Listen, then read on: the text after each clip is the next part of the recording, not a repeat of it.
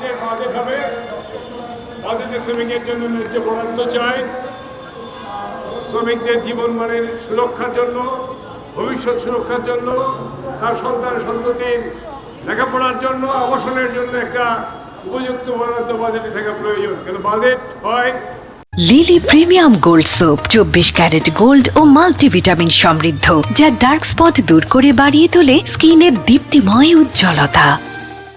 জনগণের টাকা থেকে, জনগণের টাকায় জনগণকেই উপকৃত করতে হবে, এটাই হচ্ছে বাজেটের নিয়ম।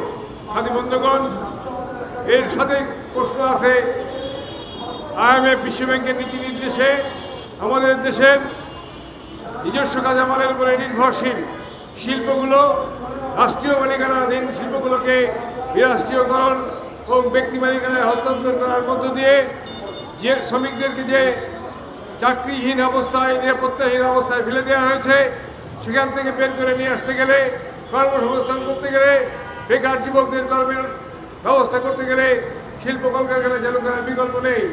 রাষ্ট্রায়ত্ত প্রতিষ্ঠান ব্যক্তি মালিকানায় দিলে লুটপাট হয়, ওই কারখানা আর চালু হয় না।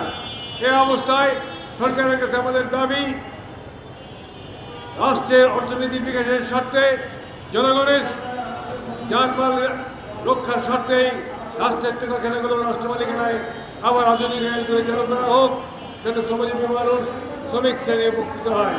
কথা বলাবো না, আজকের সার্বজনীন ভিতরে সমস্ত কিছুই আছে।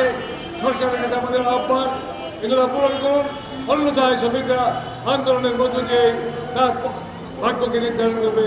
জয় হোক মেহেদি সাহেব দিয়ে একটি অলিগর্কি সিন্ডিকেট তৈরি করা হয়েছিল, সেখানে সালমান রহমানের মতো লুটেরাদের তৈরি করা হয়েছিল, সালামের মতো লুটেরাদের জন্ম দেওয়া হয়েছিল। আমরা নতুন কোনো লুটেরাদের দেখতে চাই না। ফলে আমরা বলতে চাই, রাষ্ট্রের কলকারখানার মালিকানা শ্রমিকদের, ফলে শ্রমিকরা রাষ্ট্রের অংশ।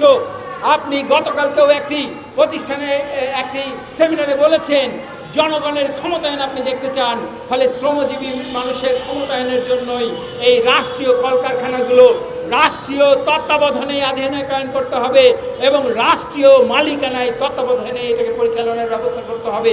সেইভাবেই এইটাকে খোলার ব্যবস্থা করবেন। আগামী বাজেটে আমরা আমাদের ন্যায্য হিস্সা চাই। আমরা নিশ্চয়ই বাজেটের প্রতিক্রিয়ায় প্রত্যাখ্যান করে যেন আমাদের রাজপথে নামতে না হয়, সেই প্রত্যাশা আমরা ব্যক্ত করছি।